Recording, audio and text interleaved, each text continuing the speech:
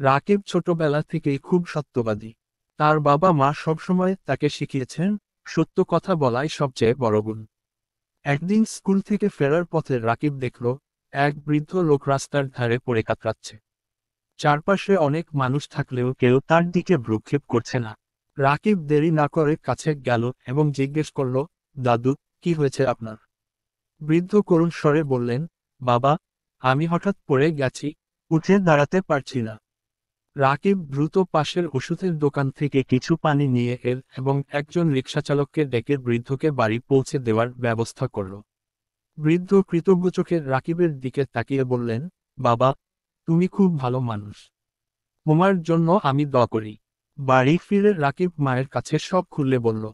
মা তাকে আদর করে বললেন, সত্যবাদিতা শুধু সত্য কথা বলার মধ্যেই সীমাবদ্ধ নয়, এটি ন্যায়, নীতি ও মানবিকতার প্রতীক। তুমি আজ সত্যিকার সত্যবাদী হিসেবে মানুষের পাশে দাঁড়িয়েছ। রাকিব বুঝতে পারল, সত্যবাদিতার শুধু কথা নয়, কাজে প্রমাণ করতে হয়।